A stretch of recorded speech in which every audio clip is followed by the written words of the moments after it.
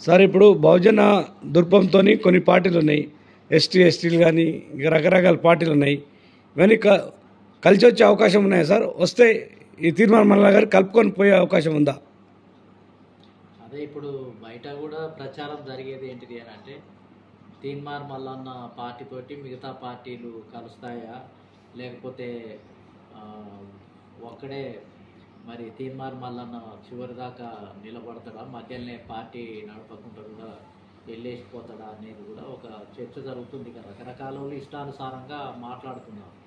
కానీ నేను అనేది ఏంటంటే ఇంకా ఎలక్షన్లు ఇంకా 3 సంవత్సరాలు ఉంది.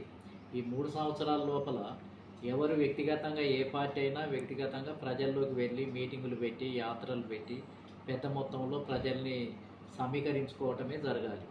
ఇప్పుడు ఇంకా ఇదే దృక్పథంతో చాలా పార్టీలు కూడా ఉన్నాయి. వాళ్ళు కూడా వాళ్ళు వాళ్ళు పనిచేసుకుంటూ ఎలక్షన్లు వచ్చినప్పుడు మిగతా పార్టీలతోటి పొత్తు పెట్టుకొని మరి పనిచేయటము అనేది జరగాలి. ఇప్పుడే ఇంత అర్లీగా పొత్తుల గురించి ముందే మాట్లాడటము అనేది సాధ్యం కాదు. తీన్మార్ మల్లన్న ఎన్ని రోజులుండి ఎంత అగ్రెసివ్గా ఎంత కింది స్థాయికి వెళ్ళి పనిచేసినా నష్టం ఏమి లేదు. ఎందుకంటే ఆయన ఉన్నన్ని రోజులే చాలు. ఇప్పుడు ఆయన ఎవరు శాశ్వతంగా ఉంటారు అనే దానికి ఏమి గ్యారంటీ లేదు. ఇప్పుడు రేవంత్ రెడ్డి గారు బీఆర్ఎస్ నుంచి టీడీపీకి వచ్చిండ్రు, టీడీపీ నుంచి కాంగ్రెస్కి వచ్చిండ్రు. అనేక మంది పార్టీలు మారి ఈ పార్టీ ఆ పార్టీ మారి కొంతమంది సొంత పార్టీ కూడా పెట్టుకున్న వాళ్ళు ఉన్నారు. దానికి గ్యారంటీ ఎవరు ఇవ్వలేరు.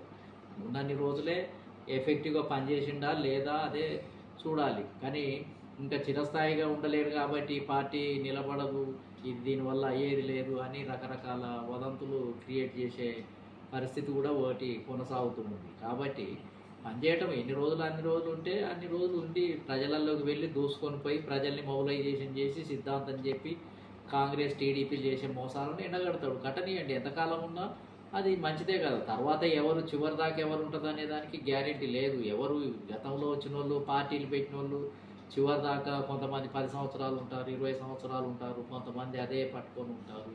దానికి ఏం లేదు. కాబట్టి నేనైతే ఒకటే, ఆయన 10 సంవత్సరాలు ఉంటాడా, 5 సంవత్సరాలు ఉంటాడా, ఎన్ని సంవత్సరాలను ఉండని బీసీలను ఐక్యం చేయనియండి, ఓట్లు సమీకరించుకొని అగ్రకులాలకు వ్యతిరేకంగా పోరాటం చేసినోడు మొనగాడే.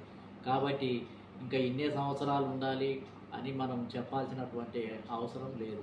కాబట్టి ఖచ్చితంగా మల్లన్న యొక్క అవసరం ఉంది. ఇప్పుడు మాలాంటి వాళ్ళు ఈ రాష్ట్రంలో మార్పు తీసుకురావడానికి మరి ప్రయత్నం